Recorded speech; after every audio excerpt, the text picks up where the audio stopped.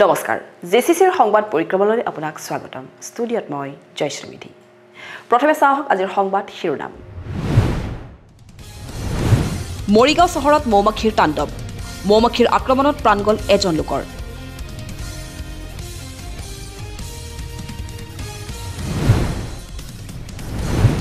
আহতগুৰিত অনুষ্ঠিত হ'ব ঐতিহাসিক মহযুঁজ 15 জানুৱাৰীৰ পৰা দুদিনীয়া কাৰ্যসূচীৰ আয়োজন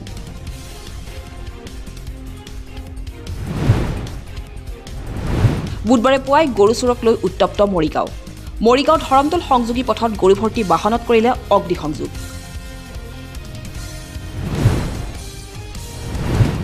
অহা 18 জানুৱাৰীৰ পৰা 3 দিনীয়াকৈ অনুষ্ঠিত হ'ব ঐতিহাসিক জোনবিল মেলা জাগিৰোডৰ জোনবিলৰ পাৰত প্ৰস্তুতি তুংগত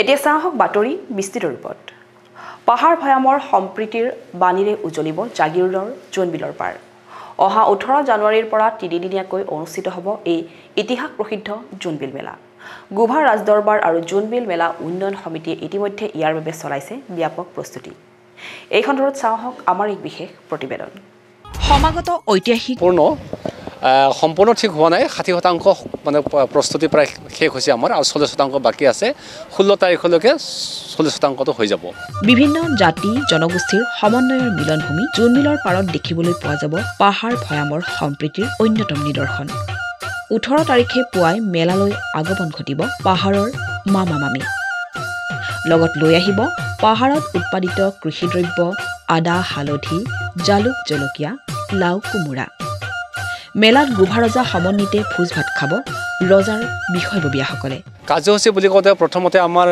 বৃহস্পতিবাৰ দিনাখন পাংগলিক পৰ্ব হ'ব ৰাতিপুৱা দেওশাল শিৱ থানত আৰু গুভা ৰজা পতাকা উত্তোলন কৰিব আৰু পাহাৰৰ লোকসকল নামি আহিব মেঘালয় আৰু কাৰ্বি আংলঙত নামি আহিব আৰু ঠিক মানে কি কয় গধূলি 1 বজাৰ লগে লগে গুভা ৰজা দা দেওঁতে প্ৰীতি ভোজ খাব ৰাতি আকৌ দুটা অনুষ্ঠান আছে আমাৰ সাংস্কৃতিক অনুষ্ঠান তাৰ আগে আমাৰ যিখন স্মৃতি গ্ৰন্থ জোনবিল সেইখন উন্মোচন কৰা হ'ব সদৌ অসম ছাত্ৰ সন্থাৰ সভাপতি উৎপল শৰ্মা ডাঙৰীয়াই উন্মোচন কৰিব আৰু বিশিষ্ট ব্যক্তি কেইজনমান পুৱা ঠিক 6 বজাৰ লগে লগে বিখ্যাত বিনিময় প্ৰথা সম্পাদিত হ'ব উন্মোচন কৰিব মৰিগাঁও সমষ্টিৰ বিধায়ক ৰমাকান্ত দেউৰীদেৱ উপস্থিত থাকিব জীৱন চন্দ্ৰ কোঁৱৰ ডাঙৰীয়া আৰু ঠিক সেই তাৰ আগে 9 বজাৰ লগে লগে জোনবিলত সমূহীয়া মাছ মৰা পৰ্ব অনুষ্ঠিত হ'ব আৰু তাতেই আমি বিশিষ্ট দুজনমান ব্যক্তি সম্বৰ্ধনা আমি জনাম তেখেতসকলক আমন্ত্ৰণ জনাইছোঁ 12 বজাৰ হোৱাৰ লগে লগে মানে দৰবাৰ বহিব গুভা ৰজাৰ দৰবাৰ বহিব 19 গৰাকী ৰজা উপস্থিত থাকিব আৰু সেই দৰবাৰত মুখ্য অতিথি হিচাপে আমি আমন্ত্ৰণ জনাইছোঁ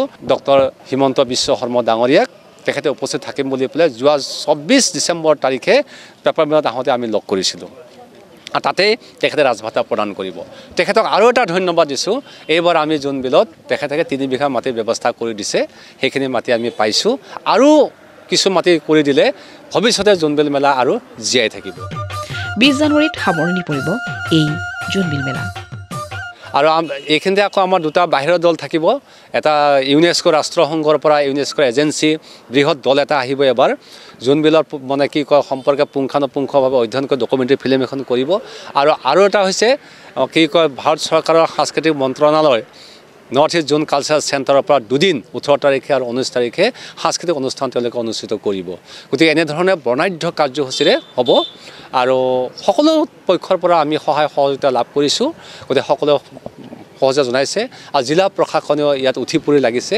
তেখেতসকলৰ জৰিয়তেও আমি সহায়তা পাইছোঁ আৰু এটা কথা এই চেনেলৰ জৰিয়তে আমি ৰাইজক আহ্বান জনাওঁ যে যোৱা বছৰৰ পাহাৰৰ পৰা হিলঢল মানুহ নামি আহিলে কিন্তু থলৰ বস্তুটো বিনিময় প্ৰথা যিটো সালসলনি কৰোঁ থলৰ বস্তুটো অলপ কমিলে গতিকে এইবাৰ যাতে পাহাৰৰ পৰা হিলঢল মানুহ নামি আহিব আমাৰ ভৈয়ামৰ লোকসকলে যাতে সকলোৱে শুকান মাছ কেঁচা মাছ সান্দহ চিৰা পিঠা লৈ আহে তেখেতসকলক আমি ভৈয়ামৰ তিৱা ৰাইজক তথা বিভিন্ন জনগোষ্ঠীক সকলো জাতি ধৰ্ম বৰ্ণ হিচাপে সকলোৱে চিৰা পিঠা লৈ আহিবৰ কাৰণে আমি অনুৰোধ জনাইছোঁ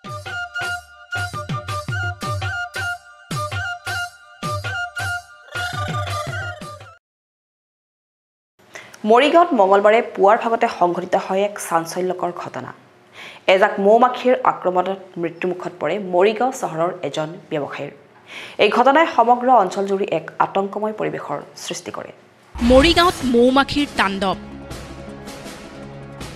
মৌমাখিৰ আক্ৰমণত মৃত্যু এজন লোকৰ মৰিগাঁও শ্বহীদ ভৱনৰ সন্মুখত বিগত কিছুদিনৰ পৰাই তাণ্ডৱ চলাই আছিল এই মৌমাখিৰ জাকটোৱে।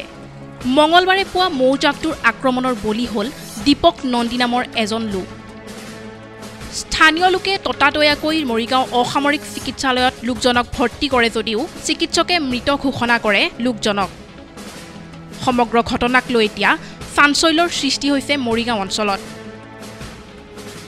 উল্লেখযোগ্য যে বিগত কিছুদিনৰ পৰাই এই মৌজাকটোৱে তাণ্ডৱ চলাই আছিল আৰু বহু লোকক কৰিছিল আক্ৰমণো। এই সন্দৰ্ভত ৰাইজে বাৰম্বাৰ অনুৰোধ জনোৱাৰ পিছতো কোনো বিভাগ তথা প্ৰশাসনে লোৱা নাছিল পদক্ষেপ, যাৰ পৰিণতিত ঘটিল এই অঘটন। আমাৰ হস্পিটেললৈ এজন পেচেণ্ট আহিছিল মৌৱে কামোৰালৈ। তেখেতৰ নাম আছিল দীপক নন্দী।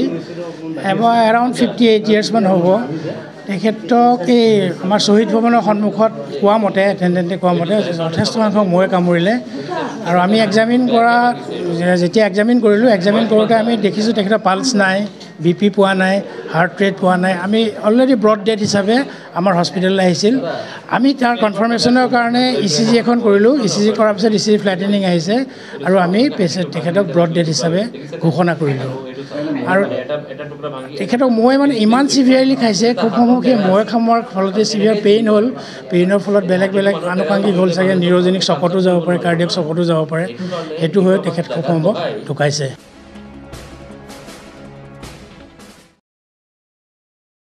লোকসভা নিৰ্বাচনৰ দিন চমু চাপি অহাৰ লগে লগে গাঁৱে ভূঞে তৎপৰ হৈ পৰিছে শাসনাধিষ্ঠিত দল বিজেপি।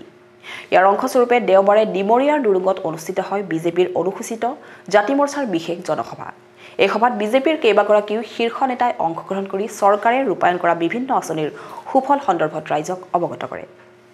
দেওবাৰে বিয়লি ডিমৰীয়াৰ দুৰুঙত অনুষ্ঠিত হয় বিজেপিৰ অনুসূচিত জাতি মৰ্চাৰ এখনি বিশেষ সভা। ভাৰতীয় জনতা পাৰ্টিৰ অসম প্ৰদেশৰ উদ্যোগতা আৰু ডিমৰীয়া মণ্ডলৰ সহযোগত অনুষ্ঠিত হয় এই পদযাত্ৰা আৰু জনসভা। কেন্দ্ৰীয় আৰু ৰাজ্য চৰকাৰৰ আঁচনিসমূহ যাতে জনতাৰ কাষলৈ লৈ যাব পাৰে, তাৰ বাবে উলিওৱা পদযাত্ৰাৰ সামৰণিৰ অন্তত দেওবাৰে অনুষ্ঠিত কৰা হয় এই জনসভা। সভাত উপস্থিত থাকে গুৱাহাটী লোকসভা সমষ্টিৰ সাংসদ কুইন ওজা, ৰাজ্যিক বিজেপিৰ উপসভাপতি জয়ন্ত কুমাৰ দাস, অনুসূচিত জাতি মৰ্চাৰ ৰাজ্যিক সভানেত্ৰী মুন স্বৰ্ণকাৰ, মীন উন্নয়ন নিগমৰ উপাধ্যক্ষ নৱাৰুণ মেধি, ডিমৰীয়া মণ্ডলৰ সভাপতি ৰাজেন মহন্ত প্ৰমুখ্যে অন্যান্য কেইবাগৰাকীও দলীয় নেতাকৰ্মী। প্ৰত্যেকটো সমষ্টিতে প্ৰত্যেকটো গাঁৱত এই SC মৰ্চাৰ সদস্যসকলে মানুহৰ লগত সংযোগ স্থাপন কৰিব। যিহেতু ভাৰতবৰ্ষৰ প্ৰধানমন্ত্ৰী মাননীয় নৰেন্দ্ৰ মোদী ডাঙৰীয়াৰ যি ভাৰত বিকাশ যাত্ৰাৰ দিনত 17টাকৈ ডিপাৰ্টমেণ্টৰ অফিচাৰক গাড়ীত পঞ্চায়তে ঘূৰাইছে। সেইখিনি সময়ত যদি নাজানে বা এই এৱাৰনেছটো নাথাকে বা গম নাপায়, তে সেইখিনি যাতে গম পায়। আৰু যেতিয়া পঞ্চায়তত সেই গাড়ীখন আহিব, সেই 17টা ডিপাৰ্টমেণ্টৰ অফিচাৰবিলাক আহিব, যাতে কাৰোবাৰ আয়ুষ কাৰ্ড নাই, সেয়া কাৰোবাৰ ৰেচন কাৰ্ড নাই, সেনেধৰণৰ বিভিন্ন পাবলগীয়া হিতাধিকাৰীকে যাতে পায়, তাৰে এটা সজাগতা অনাৰ বাবে। আৰু লগতে ভাৰতীয় জনতা পাৰ্টীৰ সাংগঠনিক স্থিতিটোৰ ওপৰত যিহেতু আগন্তুক নিৰ্বাচন আহি আছে, লোকসভা নিৰ্বাচন, সমাজৰ প্ৰতিটো সম্প্ৰদায়ৰ মানুহ যাতে আমাৰ ভাৰতীয় জনতা পাৰ্টীৰ কাৰ্যকৰ্তাৰ সম্পৰ্কত থাকে, সম্পৰ্ক কৰিব পাৰে, তাৰ এটা অভিপ্ৰায়েৰে এই কাম কৰিছে। আৰু এই সময়খিনিত আমাৰ মাননীয় মুখ্যমন্ত্ৰী এটা নিৰ্দেশ আছে যে এওঁলোকে যি গাঁৱে গাঁৱে আহিব, মানুহৰ পৰিয়ালৰ লগত সম্পৰ্ক হ'ব, সেই সময়ত তেওঁলোকে এতিয়াও কিবা যদি অভাৱ অভিযোগত আছে, সেই গোটেই অভাৱ অভিযোগসমূহ সংগ্ৰহ কৰি মাননীয় মুখ্যমন্ত্ৰী মহোদয়ৰ ওচৰত অৰ্পণ কৰিব। সেই উদ্দেশ্যৰে আজি কাৰ্যসূচী কৰিছে। এই কাৰ্যসূচীত 20ৰো অধিক স্থানীয় জ্যেষ্ঠ নাগৰিকক সম্বৰ্ধনাও আগবঢ়োৱা হয়। ভাৰতীয় জনতা পাৰ্টি অনুসূচিত জাতি মৰ্চা অসম প্ৰদেশে কেন্দ্ৰ আৰু ৰাজ্য নেতৃত্বৰ নিৰ্দেশ মৰ্মে এক কাৰ্যসূচী হাতত লৈছিলে, যি কাৰ্যসূচীটো আমি পদযাত্ৰাৰ মাধ্যমেৰে গাঁৱে গাঁৱে ৰাইজৰ মাজত গৈ আমাৰ ভাৰতীয় জনতা পাৰ্টিৰ কেন্দ্ৰ চৰকাৰ আৰু ৰাজ্য চৰকাৰৰ যি ৰাইজক উপকৃত কৰিবৰ কাৰণে যি আঁচনিসমূহ উলিয়াইছে, সেই আঁচনিসমূহ যাতে আমি গাঁৱে গাঁৱে ৰাইজৰ মাজত গৈ পদূলিয়ে গৈ ৰাইজক ডিৰেক্টলি দি পেলাই ৰাইজক উপকৃত কৰিব পাৰোঁ। এইকাৰণে আমি এটা পদযাত্ৰাৰ মাধ্যম হাতত লৈছিলোঁ। আৰু যোৱা 27 ডিচেম্বৰ 2023 তাৰিখে লখিমপুৰ জিলাৰ নাওবৈচা সমষ্টিত আমি এই পদযাত্ৰা কাৰ্যসূচী আৰম্ভ কৰিছিলোঁ। আমি বাছি লৈছিলোঁ প্ৰথম পৰ্যায়ত অসমৰ 9খনকৈ অনুসূচিত জাতিৰ বাবে সংৰক্ষণ যি আসন আছে, এই অনৰক্ষিত আসনখিনিত যাতে আমি প্ৰথম পৰ্যায়ত আমি এই পদযাত্ৰা কাৰ্যসূচী হাতত লওঁ, যিহেতু আমি অনুসূচিত জাতি মৰ্চা। কিন্তু আমাৰ চৰকাৰৰ যিবিলাক স্কিম আছে সেই স্কিমখিনি কিন্তু সকলো ৰাইজক উপকৃত কৰিবৰ কাৰণে আছে, গতিকে আমি সকলো ৰাইজৰ মাজত সোমাই যোৱাৰ সিদ্ধান্ত লৈছিলোঁ।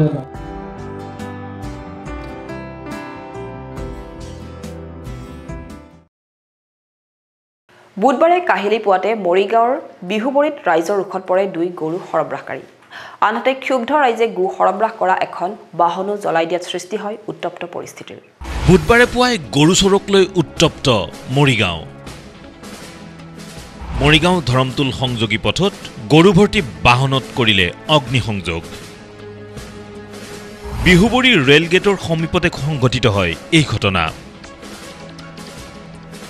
মৰিগাঁও ধৰমতুল সংযোগী পথত বিহুবৰীৰ ৰেল গেটত এখন গৰু ভৰ্তি বাহন ৰৈ থকাৰ খবৰ লাভ কৰি গাঁৱৰে কেইজনমান যুৱকে গাড়ীখনৰ চালক হেণ্ডিমেনক গৰু ক'ৰ পৰা ক'লৈ সৰবৰাহ কৰা হৈছে সেই সন্দৰ্ভত সোধা পোছা কৰে। সেই সময়তে এখন ছুইফ্ট বাহন আহি যুৱক কেইজনক 3000 টকাৰ বিনিময়ত গৰু কঢ়িয়াই নিয়া বাহনখন এৰি দিবলৈ কোৱাত সন্দেহ উপজে আৰু গাঁৱৰ ৰাইজক খবৰ দিয়ে।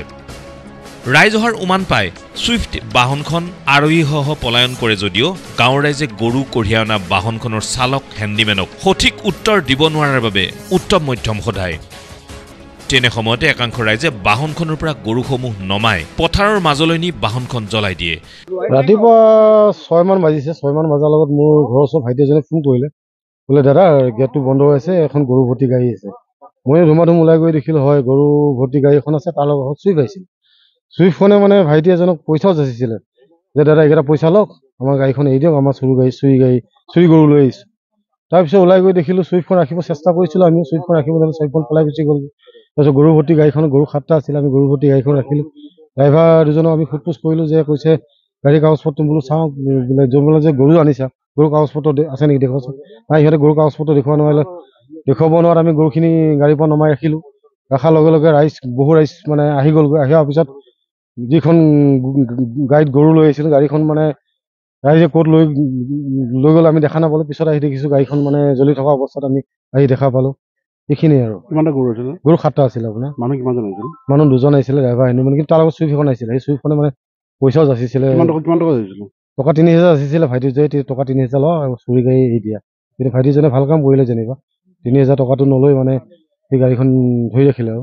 ঘটনাস্থলীত উত্তপ্ত পৰিস্থিতিৰ সৃষ্টি হোৱাৰ সময়তে ধৰমতুল থানাৰ ভাৰপ্ৰাপ্ত আৰক্ষী বিষয়াৰ নেতৃত্বত এটি দল উপস্থিত হৈ চালক আৰু হেণ্ডিমেনক ৰাইজৰ মাজৰ পৰা উদ্ধাৰ কৰি চিকিৎসালয়লৈ প্ৰেৰণ কৰে।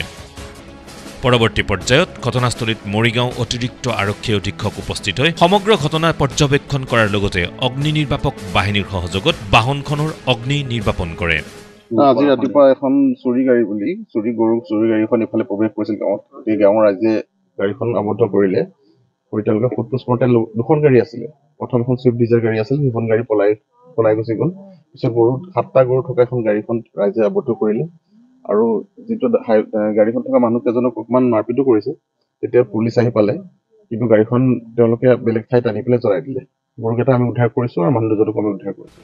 শেহতীয়াকৈ মৰিগাঁও আৰু ইয়াৰ দাঁতিকাষৰীয়া অঞ্চলত গৰু চুৰিৰ ঘটনাক্ৰমাত বৃদ্ধি হোৱাৰ পৰিপ্ৰেক্ষিতত ৰাইজ এনেদৰে উত্তেজিত হৈ পৰা বুলি একাংশই অভিযোগ কৰিছে।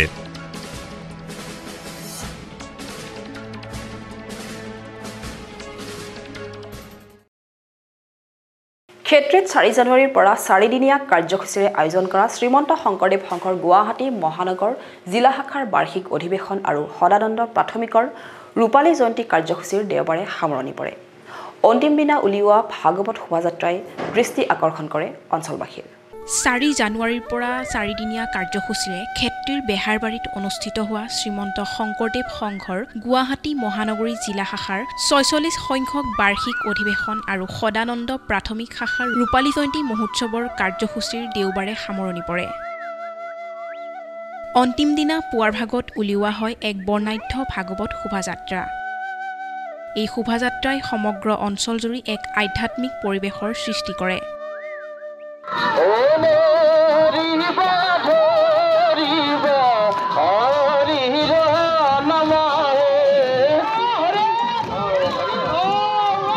আমাৰ গুৱাহাটী মহানগৰী জিলাখন মান্দাকাটাৰ পৰা বৰজাৰৰ পৰা ক্ষেত্ৰীলৈ মেঘালয় এই অঞ্চলটো জুৰি আছে আমাৰ আজি 46 সংখ্যক এই বাৰ্ষিক অধিৱেশন আৰু ইয়াৰ লগতে আমাৰ এখন প্ৰাথমিক আছে সদানন্দ প্ৰাথমিক এই সদানন্দ প্ৰাথমিকটোৱে 25 বছৰ অতিক্ৰম কৰিলে ৰূপালী জয়ন্তী আৰু এই উদ্দেশ্যে আমি 4, 5, 6, 7 এই 4 দিনীয়া বৰ্ণাঢ্য কাৰ্যসূচীৰে আমি ইয়াত অনুষ্ঠানভাগী আয়োজন কৰিছোঁ আজি শেষৰ দিন এই শেষৰ দিনাখনৰ এই যিটো বৰ্ণাঢ্য কাৰ্যসূচী ভাগৱত শোভাযাত্ৰা এই ভাগৱত শোভাযাত্ৰাৰ জৰিয়তে অশুভ শক্তি বিনাশ কৰি যাতে নেকি জগতৰ কল্যাণ হয় বডুলা আটা আঞ্চলিক শাখাৰ সহযোগত আৰু সদানন্দ প্ৰাথমিক শাখাৰ আতিথ্যত 4 দিনীয়া বৰ্ণাঢ্য কাৰ্যসূচীৰে অনুষ্ঠিত হোৱা এই কাৰ্যসূচীত জিলাখনৰ বিভিন্ন প্ৰান্তৰ শতাধিক বাপ বান্ধৱ আই মাতৃৰ নাম প্ৰসংগৰে ভক্তিময় পৰিৱেশৰ সৃষ্টি হয় সমগ্ৰ অঞ্চলটোত মূল অধিৱেশন এবাৰ অনুষ্ঠিত হ'ব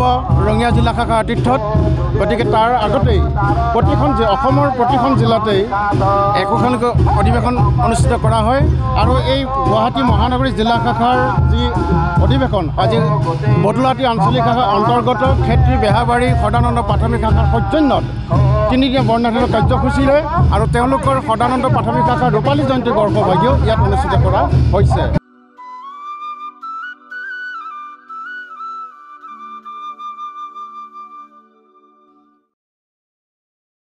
এবাৰ নগাঁও লোকসভা সমষ্টিত যুঁজ হ'ব মিয়া আৰু বিজেপিৰ মাজত AIUDFৰ এক জনসভাত অংশগ্ৰহণ কৰি জাগিৰোডৰ গাগলমাৰীত এই মন্তব্য বিধায়ক কৰিমুদ্দিন বৰভূঞাৰ কংগ্ৰেছ দল আৰু ৰাহুল গান্ধী সন্দৰ্ভতো কেইবাটাও তিৰ্যক মন্তব্য আগবঢ়ায় বিধায়কগৰাকীয়ে কংগ্ৰেছৰ দখলত থকা নগাঁও লোকসভা সমষ্টিত চকু AIUDFৰ লোকসভা নিৰ্বাচনৰ প্ৰাক মুহূৰ্তত জাগিৰোডৰ গাগলমাৰীত দেওবাৰে AIUDF দলৰ নিৰ্বাচনী ৰণদংকা নগাঁও লোকসভা সমষ্টিৰ AIUDF দলৰ প্ৰাৰ্থী হ'ব ধিং সমষ্টিৰ বিধায়ক আমিনুল ইছলাম AIUDF দলৰ এক জনসভাত অংশ লৈ বিধায়ক কৰিমুদ্দিন বৰভূঞাই ক'লে এইবাৰ নগাঁও লোকসভা সমষ্টিৰ যুঁজ হ'ব মিয়া আৰু বিজেপিৰ মাজত চ্যালেঞ্জটো তো আমার মুখ্যমন্ত্রীর লগত এই সিটত straight fight UDF versus BJP কংগ্রেসক এটা ভোট দিয়া মানে বিজেপির ফালে দুটা সুবিধা করে দিয়া সেই কারণে রাইজে কংগ্রেসক এটাও ভোট নিদিয়ে এবার পার্লিয়ামেন্টর ক্ষেত্ৰত এটাও ভোট নিদিয়ে কারণ কমিউনিটি ভার্সাস বিজেপি ইলেকশন মিয়া ভার্সাস বিজেপি ইলেকশন আর মিয়ার প্রতিনিধি হিসাবে থাকিব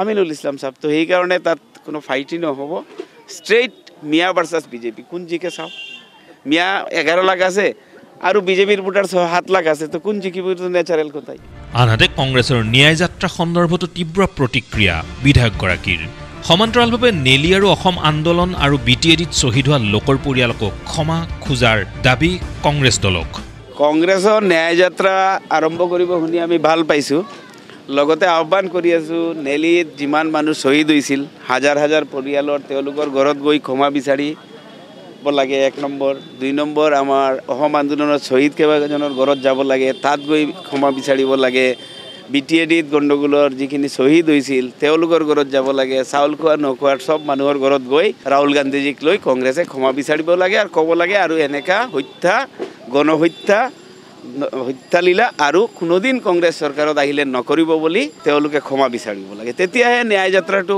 এটা প্ৰাসংগিকতাও থাকিব সাৰ্থকতাও থাকিব আদাৰৱাইজ কিয় ন্যায় যাত্ৰা ইফালে সাম্ভাব্য প্ৰাৰ্থী আমিনুল ইছলামে কংগ্ৰেছত কেৱল ক্ষমতালোভী লোক থকা বুলি মত ব্যক্ত কৰি 65% মুছলমান ভোট থকা নগাঁও লোকসভা সমষ্টিত কমেও 2 পৰা 2.5 লাখ ভোটত AIUDF দলে বিজেপিক পৰাস্ত কৰাটো নিশ্চিত বুলি দাবী কৰে কংগ্ৰেছৰ দখলত আছে মানে এটো উদ্ধাৰ কৰা বুলি কথাটো ক'লে ঠিক নহব কাৰণ কংগ্ৰেছে দখলত কেনেকৈ গ'ল AIUDFে কংগ্ৰেছক দিছে কংগ্ৰেছৰ আমি যোৱা 2-3 মাহত দেখিছোঁ ফিল্ডত তেওঁলোকৰ কোনো মানুহ নাই তেওঁলোকে একো ধৰণৰ কুচকাচ চলোৱা নাই কেৱল মাত্ৰ টিকেট লৈ তেওঁলোক ব্যস্ত হৈ আছে আৰু কংগ্ৰেছে ইয়াত কোনো লাভ নাই টিকেট যোনেই পাওক তেওঁলোকে খোৱা কামোৰা তেওঁলোকৰ আছে বা থাকিবই আমাৰ দলত যেনেকৈ খোৱা কামোৰা নাই মই নিজে টিকেট বিচৰা নাই দলে হয়তো মোক কৈ আছে বা ৰাইজে কৈ আছে এতিয়া মই যেনেকৈ খোলাখুলি ওলাই আছোঁ যে যাকে দিয়ে মই তাৰ কাৰণে লাগি দিম বা মোকো যদি দিয়ে মই খেলিম কংগ্ৰেছত তেনেকুৱা নিস্বাৰ্থভাৱে কাম কৰা মানুহৰো অভাৱ আছে আৰু কেৱল পদ আৰু ক্ষমতালোভী মানুহবিলাকেই তাত আছে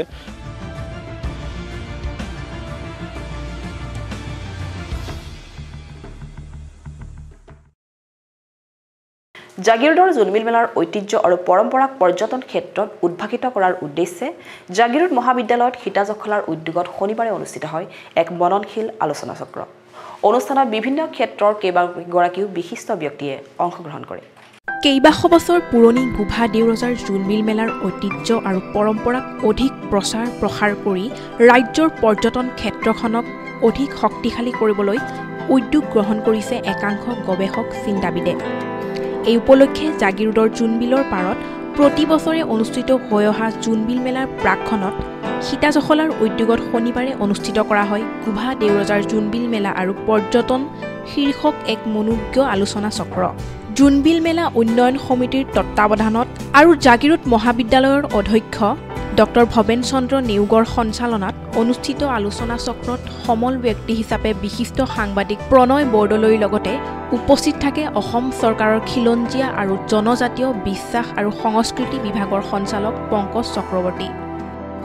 সীতাজখলাকে আদি কৰি আমাৰ জাগিৰোড কলেজৰ যি IQAC চেল আছে তাৰ লগত আমাৰ জোনবিল মেলাখন আকৌ সীতাজখলা পূৰ্ব বিদ্যাৰ্থী সন্মিলনী আমি চাৰিওটা অনুষ্ঠানে মিলি পেলাই তিৱাসকলৰ জোনবিল যি ঐতিহ্য জোনবিলৰ তিৱাৰ ঐতিহ্য বুলি ক'লে আমাৰ অসমৰ মধ্য অসমৰ ঐতিহ্য আৰু বৰ অসমীয়া ঐতিহ্য, গতিকে সেইখিনি আমি কেনেকৈ আগুৱাই লৈ যাব পাৰোঁ তাৰ ওপৰত গৱেষণা হ'ব লাগিব।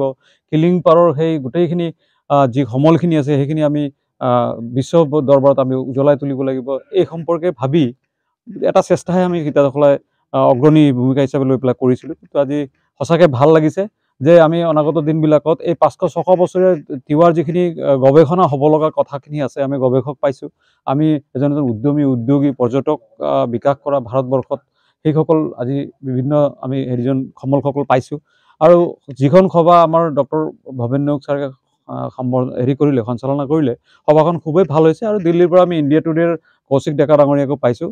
আমি আশাবাদী যে অকল প্ৰচাৰ প্ৰসাৰে নহয় আমি প্ৰতিটো দিশত আমি আৰ্থ সামাজিক দিশতো সোমাই পৰিম আৰু এটা বৰ অসমীয়া যিটো যাত্ৰা সেই যাত্ৰাটোত আজিৰ এই ছেমিনাৰখনে এটা দিশ দিব বুলি আমি ধাৰণা কৰিছোঁ আৰু ৰাইজলে আমি এই পৰৱৰ্তী দিনত আমাৰ সহায় সহযোগিতা ৰাখিব বুলি আশা ৰাখিয়ে আমি আগবাঢ়িছোঁ। আলোচনা চক্ৰত অসমৰ এগৰাকী জনগোষ্ঠীয় গৱেষক ডক্টৰ অসীম বৰা, সাংস্কৃতিক কৰ্মী শ্যামকানু মহন্ত, বিশিষ্ট তিৱা লিখক নাৰায়ণ কুমাৰ ৰাডুক কাকতি আদিও সমল ব্যক্তি হিচাপে অংশগ্ৰহণ কৰে। একচুৱেলি যোৱা কেইবাশ বছৰ ধৰি জোনবিল মেলা উদযাপন হৈ আহিছে, কিন্তু কথাটো হ'ল সময়ৰ লগে লগে জোনবিল মেলাৰো কিছু পৰিৱৰ্তন হৈছে। সময়ৰ লগে লগে কিছু পৰিৱৰ্তনৰো হয়তো প্ৰয়োজন আছে। এই সম্পৰ্কত এখন বৌদ্ধিক আলোচনা এই ক্ষেত্ৰত বিভিন্ন ক্ষেত্ৰৰ বিশেষজ্ঞসকল বুলিয়ে ক'ব লাগিব। যেনেকৈ আমাৰ মাজত নিমন্ত্ৰণ কৰি অনা হৈছিল পংকজ চক্ৰৱৰ্তী, তেখেত সঞ্চালক অসমৰ এটা জনজাতি যিটো বিশ্বাস তাৰ লগত জড়িত বিষয়ৰ লগত সেই বিভাগৰ লগত।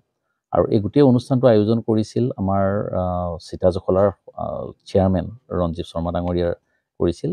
আমাৰ মাজত জোনবিল মেলা সমগ্ৰ কমিটিখনেই আছিলে। গতিকে ইয়াত আমি বিভিন্ন ধৰণৰ আলোচনাৰ ভিতৰত শ্যামকানু মহন্ত আছিলে আমাৰ লগত, তাৰোপৰি বিশিষ্ট সাংবাদিক কৌশিক ডেকা, তেখেত আপোনালোকে জানে ইণ্ডিয়া টুডেৰ তেখেত আছিলে অনলাইন, আৰু তাৰোপৰি আমাৰ লগত আছিলে প্ৰণয় বৰদলৈ, আমাৰ লগত আছিলে মাননীয় জাগিৰোড মহাবিদ্যালয়ৰ অধ্যক্ষ নেওগ ডাঙৰীয়া।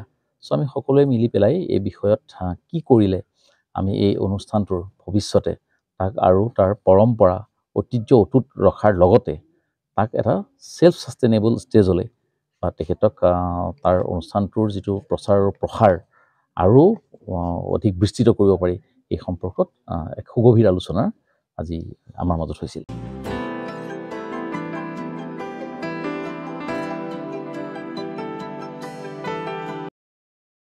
জাগিৰোডৰ ব্যক্তিগত খণ্ডৰ আগশাৰীৰ শিক্ষানুষ্ঠান স্পেক্ট্ৰাম একাডেমীৰ বাৰ্ষিক দিৱস শুকুৰবাৰৰ পৰা 3দিনীয়া কাৰ্যসূচীৰে সম্পন্ন হয়।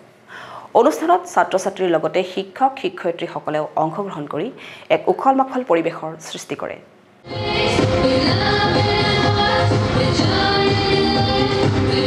জাগিৰোডৰ বেলগুৰিৰ স্পেক্ট্ৰাম একাডেমীৰ বাৰ্ষিক অনুষ্ঠান 5 জানুৱাৰীৰ পৰা 3দিনীয়া কাৰ্যসূচীৰে অনুষ্ঠিত হয়। ইয়াৰ অংশস্বৰূপে 5 জানুৱাৰীত উলিওৱা হয় এক শিক্ষামূলক ভ্ৰমণ। আনহাতে 6 জানুৱাৰীত ছাত্ৰ ছাত্ৰীৰ মাজত অনুষ্ঠিত কৰা হয় বিভিন্ন ক্ৰীড়া প্ৰতিযোগিতা। এই প্ৰতিযোগিতাত শিক্ষাৰ্থীৰ লগতে অভিভাৱকসকলেও অংশগ্ৰহণ কৰে। ইফালে 7 জানুৱাৰী অন্তিম দিনা অনুষ্ঠিত হোৱা মুকলি সভাত মুখ্য অতিথিৰূপে উপস্থিত থাকে জাগিৰোড মহাবিদ্যালয়ৰ অধ্যাপক আনন্দৰাম বুঢ়াগোহাঁই। সভাত তিৱা স্বায়ত্ব পৰিষদৰ মনোনীত সদস্য খগেন দাস প্ৰমুখ্যে আন কেইবাগৰাকীও বিশিষ্ট ব্যক্তি উপস্থিত থাকে। সন্ধিয়া এক সাংস্কৃতিক কাৰ্যসূচীত ছাত্ৰ ছাত্ৰীসকলে গীত নৃত্য পৰিৱেশন কৰি সমগ্ৰ অনুষ্ঠান জীপাল কৰি তোলে।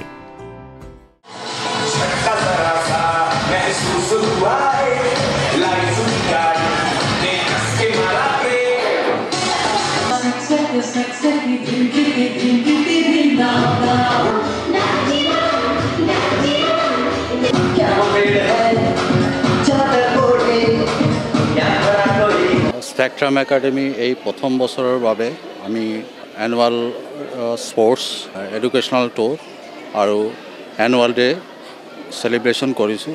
আমাৰ স্কুলত সমগ্ৰ ষ্টুডেণ্টে ইয়াতে কালচাৰেল এক্টিভিটি প্ৰেজেণ্টেশ্যন দিছে আৰু মই সকলো টিচাৰক ধন্যবাদ দিছোঁ যে ইহঁতে ইমান ধুনীয়াকৈ শিকাইছে যে ইহঁতে খুব ভালকৈ পাৰফৰ্মেঞ্চ কৰিছে আৰু অভিভাৱকসকলে আমাক যথেষ্ট ছাপৰ্ট কৰিছে, উৎসাহ কৰিছে ইয়াত আহি। আৰু এই অনুষ্ঠানটো ছাকচেছ হোৱাৰ কাৰণে সঁচাই মই তেখেতলোকক ধন্যবাদ দিছোঁ আৰু অহা বছৰত ইয়াতকৈ যাতে আৰু ভালকৈ কৰিব পাৰোঁ এই বিষয়ে আমি যথেষ্ট উদ্যোগ ল'ম।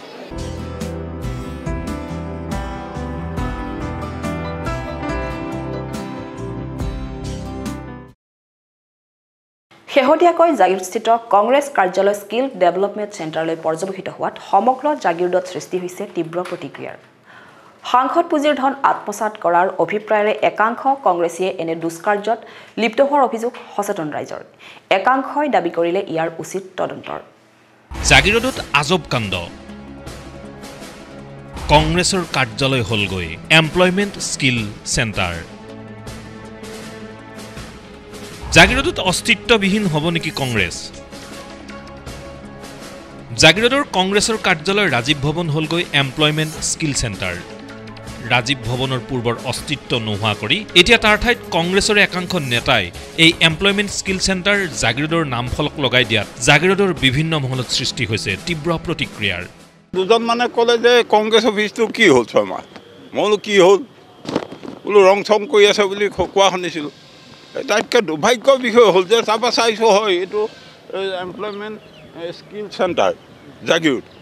এইটো আজি কালিলৈকে এইটো প্ৰায় ৰাজীৱ ভৱনে নামাংকিত হৈ আছিলে। কংগ্ৰেছৰ কাৰ্যালয় জাগিৰোড সমষ্টিৰ জাগিৰোডৰ কাৰ্যালয় 2001 চনৰ পৰা 2016 চনলৈকে কংগ্ৰেছৰ গোটেই মৰিগাঁও জিলাখনে কংগ্ৰেছৰ দখলত থকা আজি জাগিৰোড সমষ্টিৰ এটা অফিচ এইটো আজি উঠি দিলে। এইটো সম্ভৱ ভাড়া দিছে। যি সময়ত বিৰোধী ঐক্যৰ আগশাৰীৰ দল কংগ্ৰেছে শাসক পক্ষৰ বিৰুদ্ধে এক শক্তিশালী ভূমিকা গ্ৰহণ কৰিব লাগিছিল, তেনে সময়তে জাগিৰোড ব্লক কংগ্ৰেছৰ কাৰ্যালয়ৰ সন্মুখত দীৰ্ঘদিনৰ পৰা লাগি থকা জাগিৰোড ৰাজীৱ ভৱনৰ ফলকৰ ঠাইত আঁৰি দিয়া হ'ল এমপ্লয়মেণ্ট স্কিল চেণ্টাৰ জাগিৰোড নামৰ অন্য এখন ফলক। স্থানীয় একাংশ লোকে জানিবলৈ দিয়া অনুসৰি নগাঁও লোকসভা সমষ্টিৰ সাংসদ পুঁজিৰ 10 লাখ টকা আবণ্টন হৈছিল এই এমপ্লয়মেণ্ট স্কিল চেণ্টাৰ নিৰ্মাণৰ বাবে। কিন্তু স্কিল চেণ্টাৰটো নিৰ্মাণৰ নামত কংগ্ৰেছৰ কাৰ্যালয় ৰাজীৱ ভৱনক চূণ তেল সানি ওপৰত কেইখনমান টিনপাত আৰু মজিয়াত কেইখনমান টাইলছ লগাই সাংসদ পুঁজিৰ আবণ্টিত ধনৰ ব্যৱহাৰ দেখুওৱা হৈছে। আজি 15 দিনমানৰ আগত মই কংগ্ৰেছৰ এজন সাধাৰণ সম্পাদক স্বপন মণ্ডল তেখেতক এদিন মই ফোন কৰি সুধিলোঁ কি আপোনালোকৰ অফিচটো কি হ'ল। এই বোলে খুৰা বোলে ৰিপেয়াৰিং কৰি আছোঁ, অলপ হেৰি কৰিম। এতিয়া ইতিমধ্যে গম পাইছোঁ যে MP আবণ্টিত প্ৰদ্যুৎ বৰদলৈ ডাঙৰীয়াই 10 লাখ টকা দিছে কনষ্ট্ৰাকশ্যনৰ নামত। ইয়াত এতিয়া কনষ্ট্ৰাকশ্যন কৰা দেখা নাই। আৰু যি সময়ত কংগ্ৰেছে অসমত বা ইণ্ডিয়া মৰ্চা বুলি বিৰোধী এটা শক্তিশালী ভূমিকা বিৰোধী দল গঠন কৰিবলৈ গৈছে, সেই সময়তে আজি জাগিৰোড লেখীয়া জেগাত কংগ্ৰেছ অফিচটো নোহোৱাতে কংগ্ৰেছৰ বা বিৰোধী পক্ষে এটা দুৰ্ভাগ্যজনক আখ্যা। শেহতীয়াকৈ অঞ্চলজুৰি তীব্ৰ প্ৰতিক্ৰিয়াৰ সৃষ্টি হোৱাৰ পাছতেই স্কিল চেণ্টাৰৰ এই বিশেষ বেনাৰখন এতিয়া আঁতৰাই পেলোৱা পৰিলক্ষিত হৈছে। ৰাইজৰ অভিযোগ, কংগ্ৰেছৰ পুৰণা কাৰ্যালয় ৰাজীৱ ভৱনটোকে এইদৰে মেৰামতি কৰি এমপ্লয়মেণ্ট স্কিল চেণ্টাৰলৈ ৰূপান্তৰ কৰি সাংসদ পুঁজিৰ ধন 10 লাখ টকাৰ বৃহৎ অনিয়ম সংঘটিত কৰাৰ বিৰুদ্ধে হ'ব লাগে তদন্ত। জিলা প্ৰশাসনক অনুৰোধ জনাইছোঁ, MP ডাঙৰীয়া প্ৰদ্যুৎ বৰদলৈ আবণ্টিত দিয়া 10 লাখ টকাটো উচিত তদন্ত কৰিব লাগে। উৰ্দু ধৰণটো নাজানো, কোনেও নাজানে। এইটো কংগ্ৰেছ অফিচটো একে ৰাতিৰ ভিতৰতে স্কিল ডেভেলপমেণ্ট চেণ্টাৰ বনাই পেলালে।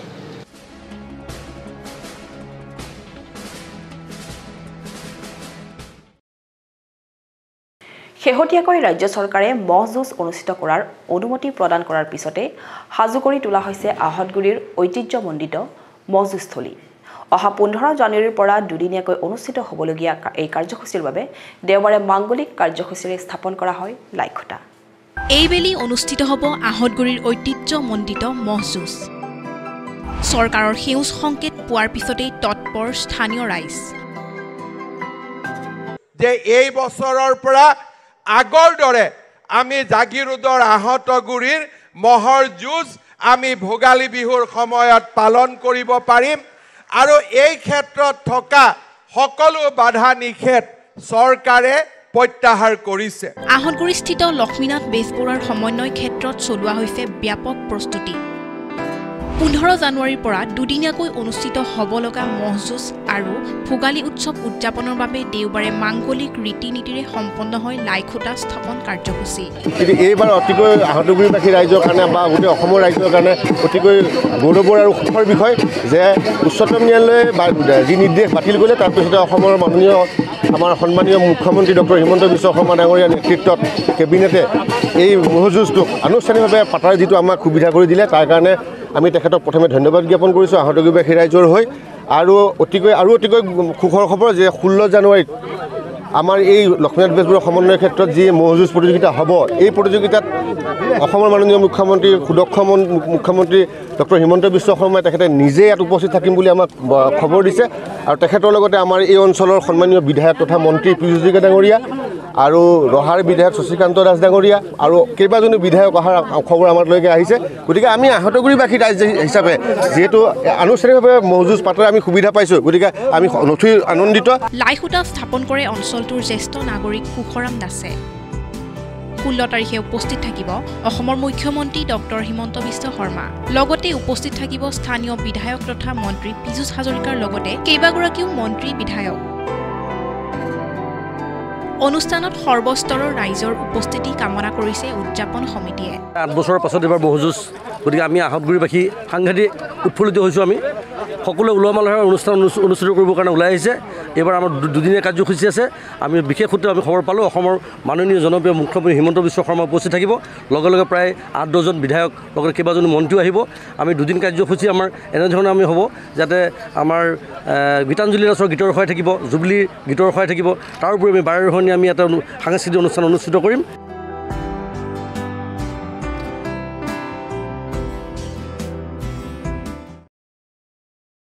মৰিগাঁৱৰ চৰাইহাগীত অনুষ্ঠিত হ'ব একখৰণ নাম ধৰ্ম জনজাতি সমাজ অসমৰ অধিৱেশন আৰু মহাপালনাম মহোৎসৱ। অহা 3 ফেব্ৰুৱাৰীৰ পৰা 3 দিনীয়াকৈ অনুষ্ঠিত হ'ব লগা এই বিশাল কাৰ্যসূচীৰ বাবে সোমবাৰে স্থাপন কৰা হয় লাইখুটা। চলিত বৰ্ষৰ 3 ফেব্ৰুৱাৰীৰ পৰা 3 দিনীয়া কাৰ্যসূচীৰে মৰিগাঁও জিলাৰ চৰাইহাগীত প্ৰয়াত ভাটিবৰ দেউৰী সমন্বয় ক্ষেত্ৰত অনুষ্ঠিত হ'ব একশৰণ নাম ধৰ্ম জনজাতি সমাজ অসমৰ 60 সংখ্যক বাৰ্ষিক কেন্দ্ৰীয় অধিৱেশন আৰু মহাপালনাম মহোৎসৱ। এই উপলক্ষে সোমবাৰে ভাটিবৰ দেউৰী সমন্বয় ক্ষেত্ৰত মাংগলিক কাৰ্যৰে স্থাপন কৰা হ'ল লাইখুটা। অধিৱেশনস্থলীলৈ দূৰ দূৰণিৰ পৰা ভকত বৈষ্ণৱৰ সমাগম ঘটিব সহস্ৰাধিক। কাৰ্যসূচী ৰূপায়ণৰ বাবে ইতিমধ্যে এখনি 101জনীয়া আদৰণি সমিতিৰ উপৰিও 10খন অন্যান্য উপসমিতিও গঠন কৰি প্ৰস্তুতি তুংগত তুলিছে আদৰণি সমিতিয়ে। আজি আমাৰ একশৰণ নাম ধৰ্ম জনজাতি সমাজৰ 60 সংখ্যক বাৰ্ষিক অধিৱেশন আৰু পালনাম ভাগি অহা ইংৰাজী 3, 4 আৰু 5 ফেব্ৰুৱাৰী 2024 আৰু অসমীয়া 19, 20, 21 মাঘত এই প্ৰয়াত ভাটিবৰ দেউৰী এই সমন্বয় ক্ষেত্ৰত 3 দিনীয়া বৰ্ণাঢ্য কাৰ্যসূচীৰে আমি অনুষ্ঠিত কৰিবলৈ লৈছোঁ। আৰু সেয়ে আজি প্ৰথম কাৰ্যসূচী আমি লাইখুটা স্থাপন কৰিলোঁ। আমি আশা ৰাখিছোঁ আমাৰ এই সমাজখন আজি যি 60 বছৰ ধৰি দিছে, ইয়াৰ দ্বাৰা বৌদ্ধিক বিকাশৰ লগতে আমাৰ সামাজিক, আৰ্থিক, ৰাজনৈতিক আৰু শৈক্ষিক সমগ্ৰভাৱে আমাৰ যি জনজাতি ভাই বন্ধুসকল আছে, এই সমস্তকে কি কৰিব উন্নীত কৰিব। পদাধিকাৰ দেৱজিৎ বৰদলৈ, মুখ্য সম্পাদক ডিম্বেশ্বৰ দেউৰী, উপদেষ্টা ভীমবৰ বৰদলৈকে প্ৰমুখ্য কৰি এখন নাম ধৰ্মৰ জনজাতি সমাজৰ কেন্দ্ৰীয় আৰু জিলা পৰ্যায়ৰ বিষয়ববীয়াসকলৰ উপস্থিতিত ভকত বৈষ্ণৱসকলে এনেদৰে চৰাইহাগীত এখন নাম ধৰ্ম জনজাতি সমাজৰ আঞ্চলিক নামঘৰত শৰাই শলিতা আগবঢ়াই ভাতিবৰ দেউৰী সমন্বয় ক্ষেত্ৰত নামৰ অমীয় সুৰ সিঁচি সম্পূৰ্ণ নীতি নিয়মেৰে গুৰুঘাট বজাই অধিৱেশন আৰু মহাপালনাম মহোৎসৱৰ লাইখুটা স্থাপন কৰে। আমাৰ গুৰুজনাৰ আদৰ্শৰে এখন নাম ধৰ্ম জনজাতি যি সমাজ, সেই সমাজৰ লক্ষ্য উদ্দেশ্য হৈছে বিশ্ব মানৱৰ কল্যাণৰ বাবে আৰু শান্তিৰ বাবে। আজি দেশত বা আজি সমাজত আমাৰ যিটো চলি আছে আধ্যাত্মিকতা আৰু ধৰ্মৰ বাহিৰে বাকী সকলো দিশতে আজি দেখিছোঁ হিংসা, লুণ্ঠন, ধৰ্ষণ সমস্ত হৈ আছে। গতিকে আমি ভাবিছোঁ কি হৰিনামৰে সকলোকে আমি যাতে অমৃত, হৰিনামৰ যি অমৃত, সেই অমৃত যাতে পান কৰাই আমাৰ যি পিছপৰা জনজাতি সমাজখনৰ ব্যক্তিসকলক আগুৱাই নিব পাৰোঁ।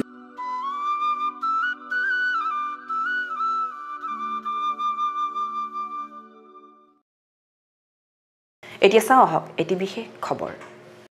ডিমৰীয়াৰ অগ্ৰণী সামাজিক সাংস্কৃতিক অনুষ্ঠান বিষ্ণুজ্যোতি কলাকেন্দ্ৰ মালয়বাৰীৰ উদ্যোগত মঙলবাৰে সম্পন্ন হ'ল সদৌ অসম একাংকিকা নাট প্ৰতিযোগিতা। ৰাজ্যৰ ভিন্ন প্ৰান্তৰ নাট্য দলৰ অংশগ্ৰহণেৰে মঙলবাৰে মাজনিশালৈ অনুষ্ঠিত এই প্ৰতিযোগিতাত নগাঁৱৰ জ্যোতিশিল্প নাট্য দলে লাভ কৰে শ্ৰেষ্ঠ নাট্য দলৰ সন্মান। আনহাতে নগাঁৱৰ শতাব্দী নাট্য দললৈ দ্বিতীয় আৰু জাগিৰোডৰ ছন্দ নাট্য দলে লাভ কৰে তৃতীয় শ্ৰেষ্ঠ দলৰ খিতাপ।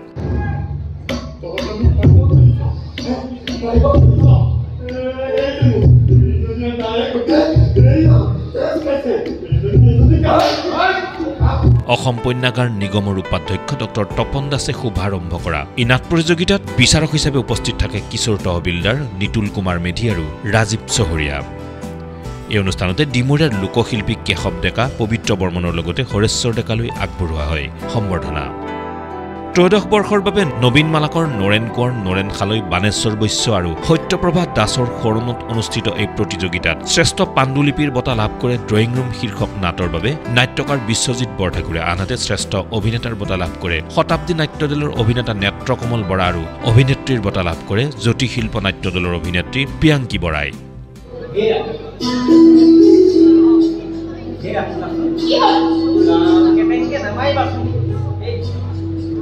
মোৰ মাজত থকা মৰম, চেনেহ, এইবিলাকৰ মানে ঘৰ, গাড়ী,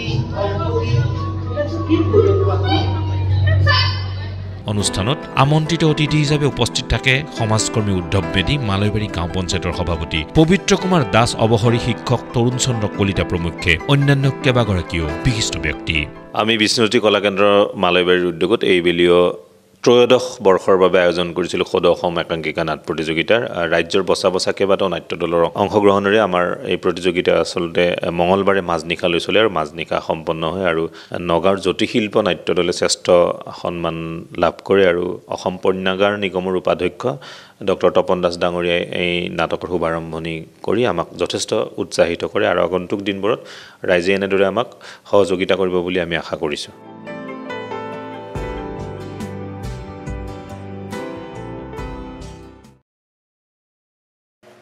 এতিয়া চাওঁ আহক সংক্ষিপ্ত ৰূপত কেইটামান বাতৰি।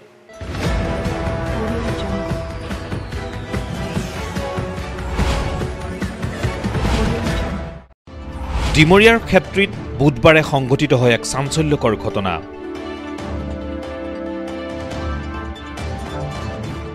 ৰাইজৰ ৰখত পৰে 3 ছাগলী চোৰ।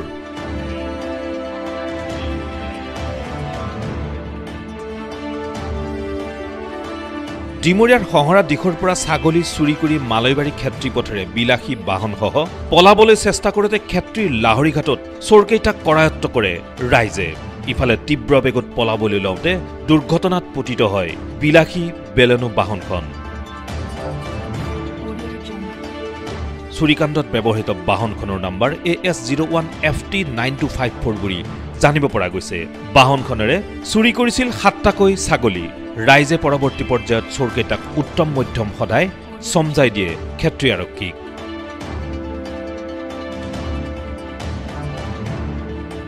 ধৃত চোৰকেইটা আফাজুল লস্কৰ, মনোৱাৰ হুছেইন আৰু বাবুল ৰয় বুলি জানিব পৰা গৈছে। ঘটনা সন্দৰ্ভত আৰক্ষীৰ তদন্ত অব্যাহত। দেখিছিলোঁ মানে গা ধুই আছিলে, এজনে ফোন কৰিলে যে গৰু চোৰ আৰু ছাগলী চোৰ আহি আছে, গাড়ী এখন বলনি এখন। বলনিখনৰ কথা কৈছে, তেতিয়া মই দেখা পালোঁ হঠাৎ মানে, দেখা পাই মই আগুচিব চেষ্টা কৰিছিলোঁ, ইয়াতে মানে ইমান স্পীডত আহিছে ৰখাব নোৱাৰিলোঁ তাক। তাৰপিছত আহি মই পেণ্টটো পিন্ধি অলপ পিছা কৰিলোঁ, আপোনাৰ মই শহৰৰ গুচি আপোনাৰ তেতেলীয়াৰ ফালে গৈছেগৈ সিহঁতে।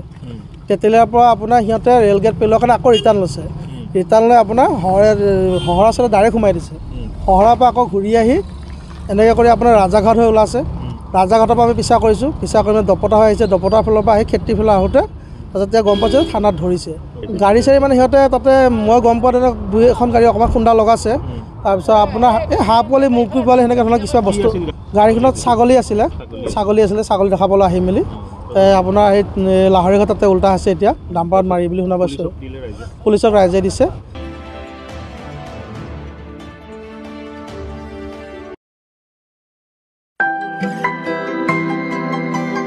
জাগিৰোডৰ নেলিৰ জ্ঞান বিকাশ নিকেতনৰ বাৰ্ষিক ক্ৰীড়া সমাৰোহ বৃহস্পতিবাৰৰ পৰা 3দিনীয়া কাৰ্যসূচীৰে সম্পন্ন হয়।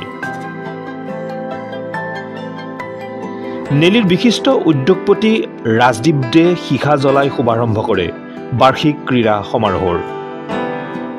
ইয়াৰ পিছতে জ্ঞান বিকাশ নিকেতনৰ ছাত্ৰ ছাত্ৰীসকলৰ মাজত অনুষ্ঠিত হয় বিভিন্ন খেল ধেমালি।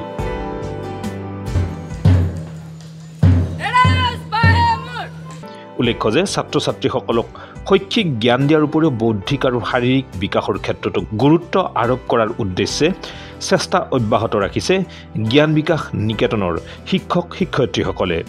নেলি অঞ্চলৰ শিক্ষাৰ্থীসকলক উন্নত শিক্ষা প্ৰদান কৰাৰ উদ্দেশ্য আগত ৰাখি নতুনকৈ স্থাপন কৰা জ্ঞান বিকাশ নিকেতনৰ বাৰ্ষিক ক্ৰীড়া সমাৰোহ শনিবাৰে সামৰণি পৰে।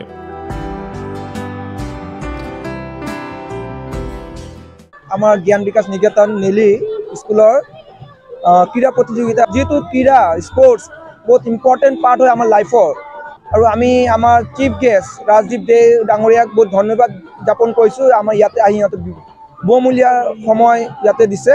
পাৰ্টিকুলাৰলি স্পৰ্টছ ডেট মাতাৰ কাৰণে মই ৰিয়েলি এক্সাইটেড হৈছোঁ। মই জ্ঞান বিকাশ একাডেমি ইনগ্ৰেট কৰিবৰ কাৰণে, আৰু মই উইচ কৰোঁ যে জ্ঞান বিকাশ একাডেমিৰ in their role to build a young mind, all the best, আৰু স্কুল আৰু উন্নতি কৰক।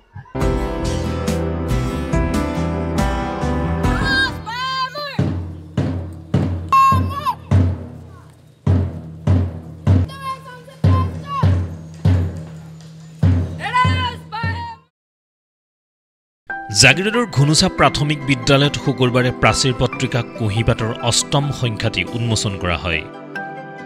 প্ৰাচীৰ পত্ৰিকাখন উন্মোচন কৰে মৰিগাঁও জিলাৰ শিক্ষা আৰু প্ৰশিক্ষণ প্ৰতিষ্ঠানৰ প্ৰবক্তা গীতাঞ্জলি ঠাকুৰীয়াই। আনহাতে বঁটা বিতৰণী সভাত বাৰ্ষিক ক্ৰীড়া সমাৰোহত স্থান লাভ কৰা ছাত্ৰ ছাত্ৰীসকলক আগবঢ়োৱা হয় বঁটা।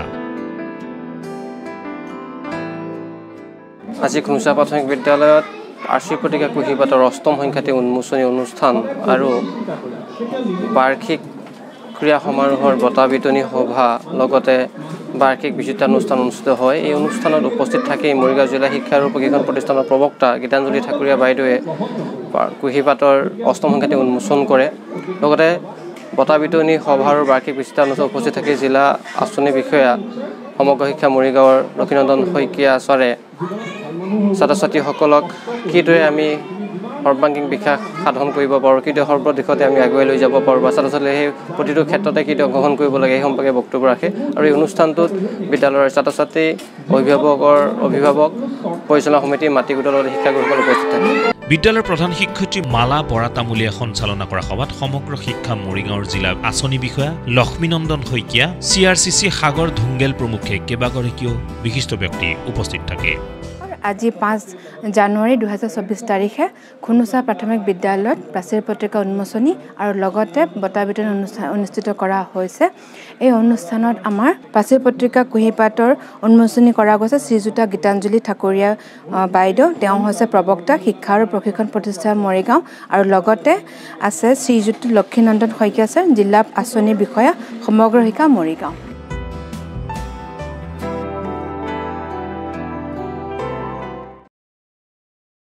আজিৰ সংবাদ পৰিক্ৰমা ইমানতে সামৰিছোঁ। জাগিৰোড, মৰিগাঁও আৰু ইয়াৰ কাষৰীয়া বিভিন্ন অঞ্চলৰ বাতৰিলৈ আমি আপোনালোকৰ মাজলৈ হওঁ প্ৰতি বুধবাৰে সন্ধিয়া আৰু বৃহস্পতিবাৰে পুৱা। গতিকে চাবলৈ নাপাহৰিব আপোনালোকৰ প্ৰিয় অনুষ্ঠান JCCৰ সংবাদ পৰিক্ৰমা। ধন্যবাদ।